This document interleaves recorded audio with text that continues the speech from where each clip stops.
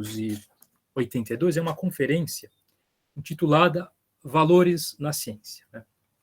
O valor na ciência. O objetivo desse texto é entender exatamente qual que é o divisor de águas entre o que ele chama de filosofia clássica da ciência, na qual ele inclui tanto o positivismo lógico, né, o logicismo na filosofia da ciência, quanto toda a ciência tradicional que remete até a Aristóteles, que, do ponto de vista do McMurray, seria tanto uma filosofia da ciência quanto uma ciência que não encontra um papel relevante para os valores, né, na atividade científica. Eu só preciso voltar aqui para incluir outras pessoas aqui.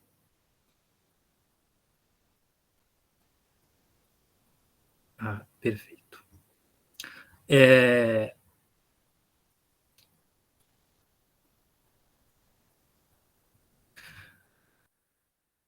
A questão é a seguinte: se pode falar que, após a década de 50, os valores passam a ter um papel na reflexão sobre a ciência, é de se perguntar, quer dizer, a razão pela qual até então não tinham. Quer dizer, o que está pressuposto nessa ideia de se pensar que os valores têm um papel na atividade científica?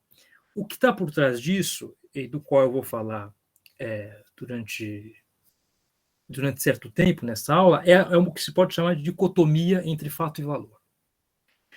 Um texto que é bastante elucidativo nessa dicotomia é um texto do professor Pablo Rubem Mariconda, lá do Departamento de Filosofia da USP, intitulado O Controle da Natureza e as Origens da Dicotomia entre Fato e Valor.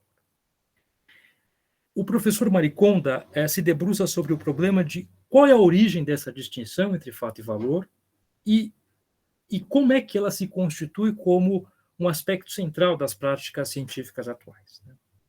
A tese do professor Mariconda é que essa dicotomia surge a partir do século XVII, quando, em primeiro lugar, começa a haver uma separação clara entre a atividade científica e certas instituições que até então regravam essa atividade, como é o caso da instituição religiosa. Ao mesmo tempo, como talvez um reflexo dessa separação, há filósofos que começam a elaborar nos seus textos algo que se pode entender como uma dicotomia entre fato e valor. É o caso de Francis Bacon, de Galileu Galilei, de René Descartes e Blaise Pascal, e no século XVIII também de David Hume, que vai desenvolver um princípio muito importante para o que nós vamos chamar, e vamos entender daqui a pouco, aquilo que se chama neutralidade cognitiva. Em linhas gerais, a ideia é que o valor se refere àquilo que deve ser, né?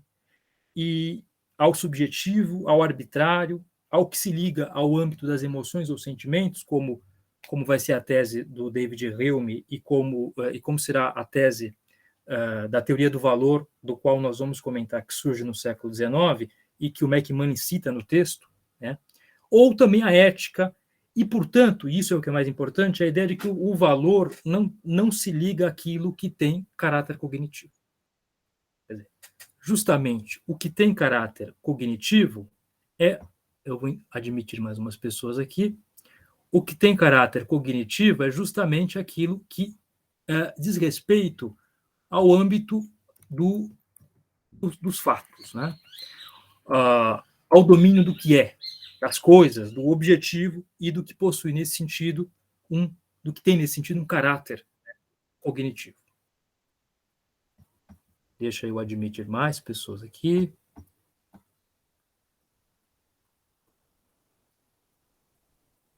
O Guilherme perguntou se os slides serão disponibilizados. Eu posso disponibilizar, sim.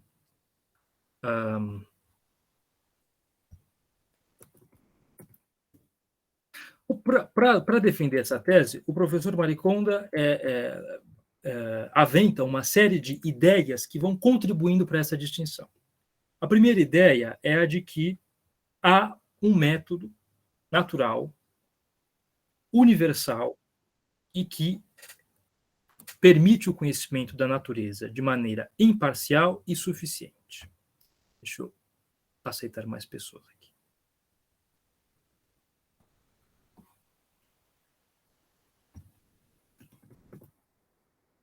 E esse método tem que se voltar ao fato, que é aquilo que pode ser distinguido como verdadeiro ou falso a partir do próprio método. Talvez o Francis Bacon seja o primeiro a propor um método assim. Lá no Novum Organum, que é uma obra em que Francis Bacon critica a filosofia da natureza aristotélica, critica a teologia da época, é possível interpretar que ali no livro 1 ele também estivesse propondo, né, a eliminação de certos condicionantes epistêmicos e sociais que hoje nós poderíamos afirmar que fazem parte do domínio dos valores. É o que o Bacon chamava de ídolos. Para que nós alcancemos um conhecimento da natureza, o que Bacon chamava lá no Novum Organum de interpretação da natureza, nós precisamos eliminar esses condicionantes epistêmicos. Deixa eu admitir mais algumas pessoas aqui.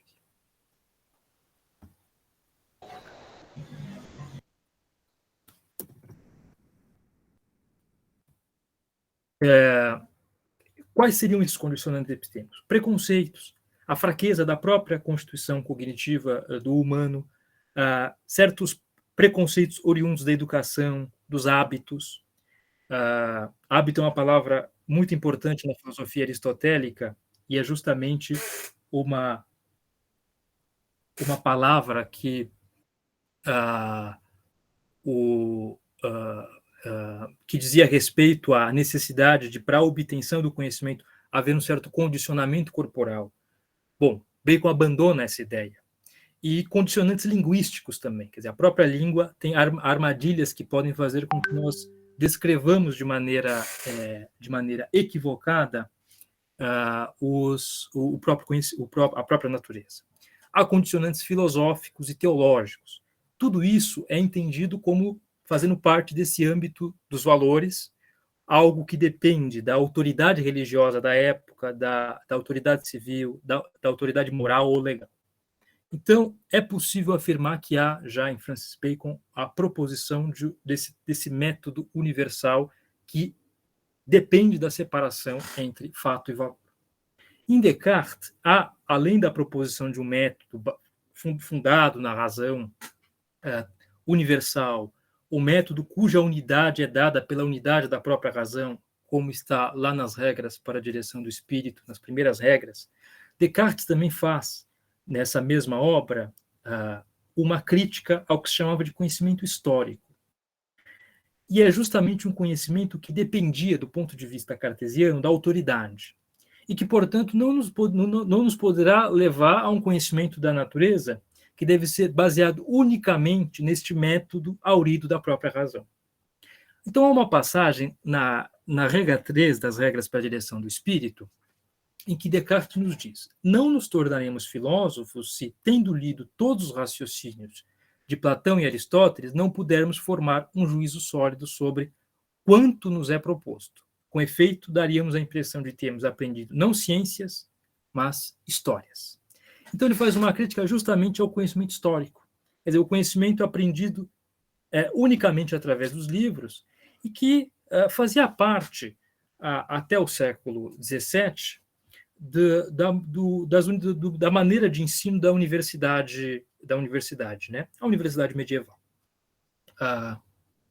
O professor Mariconda, com relação a isso, afirma lá naquele artigo, deixa eu, antes de ler, aceitar o pessoal que está entrando agora.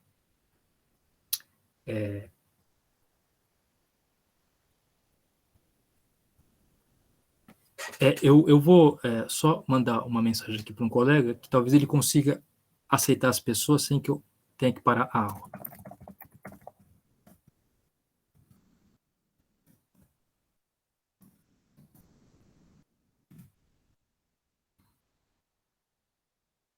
Deixa eu aceitar as pessoas. Aqui, pronto. O professor Mariconda, com relação a isso, comenta: o método da ciência natural moderna mostrou-se efetivamente capaz de alcançar conhecimento imparcial e objetivo acerca do mundo. A imparcialidade e objetividade são conceitos metateóricos complementares. Imparcialidade e objetividade vão ser conceitos muito importantes quando nós estivermos discutindo as reflexões de Hugh Lacey sobre a relação entre valores e atividade científica. O que seria esse conhecimento objetivo acerca do mundo? É um conhecimento acerca da ordem, da interação e da estrutura subjacente aos acontecimentos naturais. Ou, resumidamente, ele permite o conhecimento objetivo dos fatos. Essa expressão, conhecimento acerca da ordem, da interação e da estrutura subjacentes aos acontecimentos naturais, será aquilo que o professor Hugh Lacey, do qual nós vamos falar, entende como o pressuposto metafísico da ciência moderna, quer dizer, o pressuposto de que o mundo é tal que o conhecimento sobre ele tem que ser necessariamente um conhecimento acerca da ordem, da interação e da estrutura subjacente aos fenômenos naturais. O que, na verdade, veremos, tem muita relação, e o professor Mariconda defende isso neste artigo, com um valor que não é um valor epistêmico, não é um valor cognitivo, que é o valor do controle sobre a natureza. Né? Podemos dizer que é um valor, em certo sentido, social. A segunda ideia importante para essa distinção entre fato e valor é a distinção que ocorre entre disciplinas naturais e disciplinas morais. Isso está em algumas cartas que Galileu escreveu entre 1613 e 1616, particularmente por um cientista da época chamado Castelli, e também no prefácio ao Tratado do Vácuo de Blaise Pascal. A ideia de que a ciência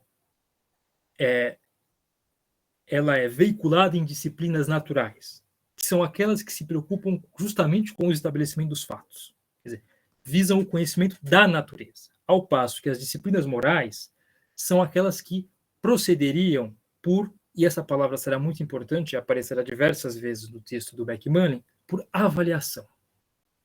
Né? Dependem, portanto, da interpretação e se estabelecem em vista dos valores. Naquela altura, para Galileu e Pascal, todas essas disciplinas morais dependiam da exegese de texto e eram ligadas à ortodoxia católica e visavam não ao conhecimento da natureza, mas à salvação. Era um caso de todas as disciplinas vinculadas à teologia. Uma terceira ideia que vai ser muito importante,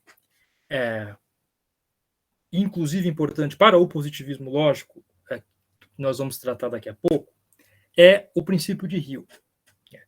Hume, um filósofo do século XVIII, que dizia o princípio de Hume: não se pode, a partir de fatos, deduzir valores. Não se deduz, pelo menos de um ponto de vista lógico, normas, dever ser, a partir do que é. Há uma passagem no Tratado da Natureza Humana, o livro 3, em que Hume deixa isso bastante explícito. Ele diz assim: em todo o sistema de moral que até hoje encontrei, sempre notei que o autor segue durante algum tempo o modo comum de raciocinar, estabelecendo a existência de Deus, que, naquela altura estaria no domínio dos fatos, né? Ou fazer observações a respeito dos assuntos humanos, quando de repente surpreendo-me ao ver que, em vez das cópulas proposicionais usuais, como é e não encontro uma só proposição que não esteja conectada à outra por um deve ou não deve. Essa mudança é imperceptível, porém da maior importância. Pois, como esse deve ou não deve expressa uma nova relação ou afirmação, esta precisaria ser notada e explicada. Ao mesmo tempo, seria preciso que se desse uma razão para algo que parece inteiramente inconcebível. Ou seja, como essa nova relação pode ser deduzida de outras inteiramente diferentes. O que me faculta, de um ponto de vista lógico, a deduzir de juízos categóricos A é B, um juízo, uma proposição que remete a um valor, a deve. Né? Essa é a grande questão posta por Hume. É desse princípio que é formulado o princípio da neutralidade cognitiva. Valores não têm qualquer papel no processo de decisão pelo qual se aceitam as teorias científicas. As teorias são aceitas independentemente dos valores mantidos pelos autores científicos. Essa neutralidade cognitiva marcaria a ciência moderna.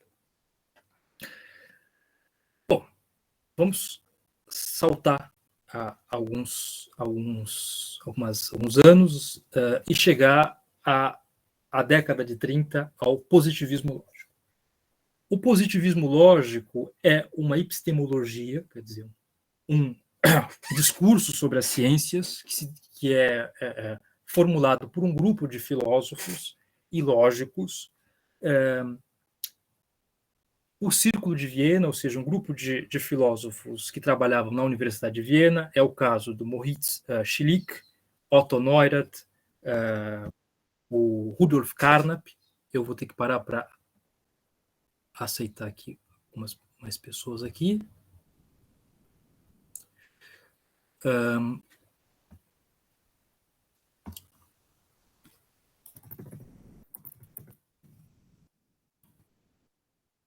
É o Rudolf Carnap, Moritz Schlick, Otto Neurath, o Hans Reichenbach. Popper passou também por esse círculo,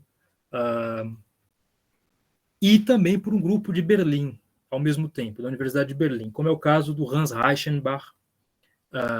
E a ideia desses filósofos é propor uma epistemologia baseada na axiomatização das teorias científicas. Uma axiomatização, quer dizer, uma percepção lógica da estrutura da teoria e do significado da teoria, de maneira a entender como uma teoria é estruturada e como uma teoria ganha significado cognitivo, significado enquanto conhecimento. Né? E eles mantêm esta distinção entre fato e valor. Né? A ideia dos positivistas, o Stevenson e o Carnap têm textos que escrevem explicitamente sobre a questão dos enunciados éticos e estéticos. Eles afirmavam que esses enunciados não têm valor cognitivo, né? Não têm significado cognitivo. E, nesse sentido, devem ser descartados do âmbito da ciência. Quais são os enunciados com significado cognitivo? Bom,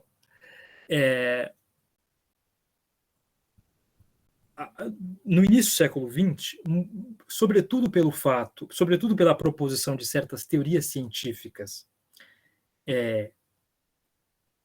digamos assim, para as quais a epistemologia da época não dava conta, como é o caso da teoria da relatividade, que se utilizava de uma geometria, se utiliza de uma geometria não euclidiana, e a física quântica, que colocava em questão uma série de princípios, as epistemologias da época passam a ser postas em questão. É o caso do neocantismo. Uma das teses importantes do neocantismo, baseada numa leitura de Kant, é a de que a ciência é formada por certos juízos que são sintéticos, ou seja, que são ampliativos de um ponto de vista da experiência. Eles dizem respeito à experiência em certo sentido, mas que são a priori, quer dizer, de alguma maneira, eles são princípios que podem ser, aos quais nós podemos chegar sem que nos refiramos diretamente a intuições empíricas. Há uma série de detalhes sobre isso que demandaria entender a dedução transcendental da crítica da razão pura, que é um assunto extremamente complicado, mas a crítica do Círculo de Viena é que esses juízos, na verdade, não existem, que os juízos, as proposições pelas quais todo conhecimento é veiculado, ou são analíticas, ou seja, verdades lógicas, como o princípio de não contradição, o princípio de identidade, e verdades lógicas são todas, como as da matemática, são tautológicas, como mostrava o Russell, elas não têm conteúdo empírico, elas dependem apenas de leis de transformação lógica, ou sintéticos, enunciados sintéticos. E esses são os mais importantes, são aqueles enunciados dotados de um conteúdo factual. Quer dizer, eles têm um significado que é oriundo da experiência. Então, o enunciado todos os corpos são pesados, do qual Kant falava lá na Crítica da Razão Pura, é um enunciado sintético. Ele depende de um conteúdo factual que advém da experiência. Então, há um texto do Moritz Schlick, que ali no Círculo de Viena era o mais velho de todos, um texto intitulado Sentido e Verificação, foi publicado na coleção Os Pensadores, em que Schlick propõe, escreve o adágio que marca o positivismo lógico, que é o significado de uma proposição constitui o método da sua verificação, ou seja, o método pelo qual nós julgamos se essa proposição é verdadeira ou falsa. Como fazemos isso? Não existe nenhuma possibilidade de entender um sentido sem referir-nos, em última análise, a definições indicativas. O que implica, em sentido óbvio, referência à experiência ou a possibilidade de verificação. Experiência e possibilidade de verificação para um enunciado sintético é a mesma coisa. Agora, as teorias científicas são formadas por leis, elas são formadas por enunciados universais, e os enunciados que dizem diretamente respeito à experiência são enunciados particulares. A grande questão é como é que nós partimos dos enunciados particulares para os enunciados universais, as leis. Como partimos de enunciados, este corpo cai, para o enunciado como todos os corpos se atraem com uma força diretamente proporcional ao produto da massa dos corpos e inversamente proporcional ao quadrado da distância que os separa, como a lei da gravitação universal. Como chegamos daquele a este? Bom, a lógica dedutiva, que é esta unicamente baseada na validade inferencial, não dá conta disso, porque justamente ela depende de leis de transformação lógica a partir simplesmente de enunciados analíticos. Teremos que inventar uma lógica indutiva, uma lógica que permita que, de enunciados particulares, por generalização, cheguemos a enunciados universais, a leis. Quer dizer, e uma lógica, então, que, de certa maneira, nos dê direito a fazer isso, no sentido até kantiano, quer dizer, nos dê o quid iuris, a justificação desse procedimento. Carnap é um desses que desenvolve não uma só lógica indutiva, várias propostas de modelos nomotéticos, modelos que tentam mostrar como chegamos a leis. Agora, o significado dessas leis, desses enunciados universais, de alguma maneira tem que vir desses enunciados particulares cuja referência é a experiência. O significado tem que se infiltrar do solo da experiência, é uma metáfora que o Feigl usa num texto que eu recomendei para vocês, que é sobre a visão ortodoxa de teorias,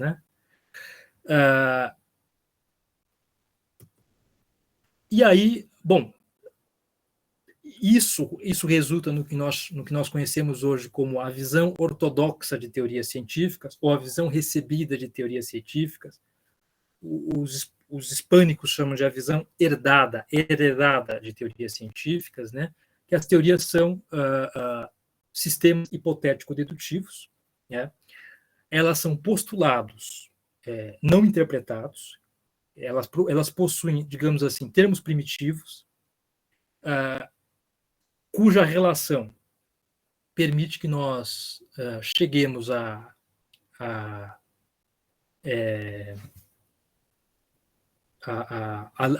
definições mais gerais, e que precisam, de alguma maneira, ser interpretadas pela experiência.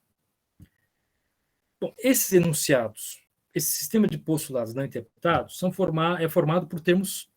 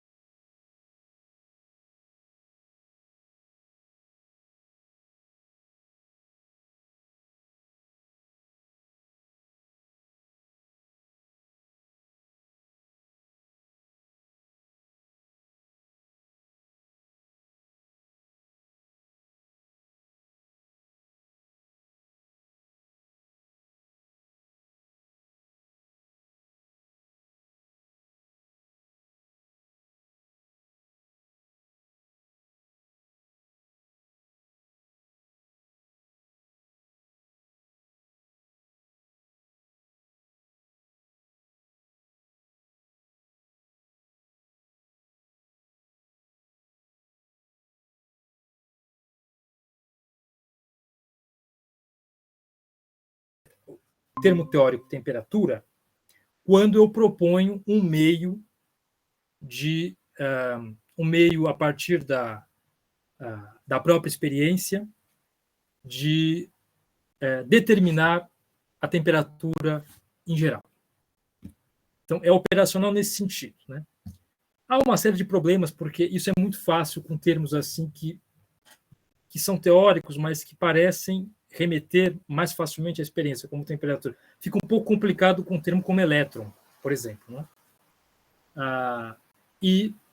Bom, o que é interessante a gente pensar a partir disso é que há uma distinção clara, né, entre termos observacionais e termos teóricos, que é uma distinção que vai ser largamente criticada ao longo do século XX. O Putnam fala, por exemplo, sobre a dificuldade de distinguir um termo observacional de um termo teórico. O Hansel, o Norwood Hansel, num livro chamado Os Padrões de Descoberta, tem um capítulo lá titulado Observação e Interpretação, a ideia de que, na verdade, toda observação é impregnada de teoria.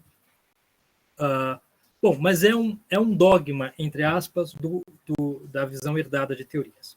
Agora, o que é mais importante ainda, quer dizer, qual que seria a tarefa da filosofia da ciência? É justificar a teoria a partir da análise de sua estrutura lógica e de seus fundamentos empíricos, né?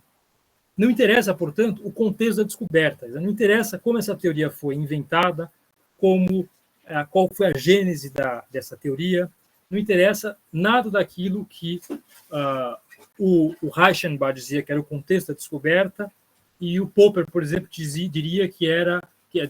que é uma psicologia do conhecimento. O que interessa é a epistemologia do conhecimento, que tem a ver com a determinação da lógica ou das teorias, ou, como veremos em Popper, a lógica da própria pesquisa científica.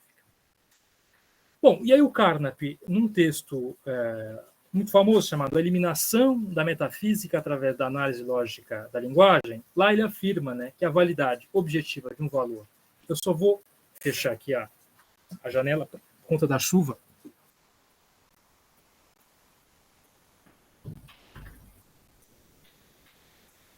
Deixa eu só voltar aqui e ver se está tudo certo. Então, vocês estão acompanhando aí, né? Tá tudo certo. Então, eu vou continuar. O Carnap, nesse texto sobre a eliminação da metafísica a partir da análise lógica da linguagem, é bom lembrar, o positivismo lógico também, pelo seu pendor empiricista, pregava uma eliminação da metafísica. O Carnap escreve, né, a validade objetiva de um valor não pode ser afirmada de forma alguma em um enunciado significativo. É completamente impossível realizar um enunciado que expresse um juízo. Enunciado nesse sentido do enunciado de uma teoria científica como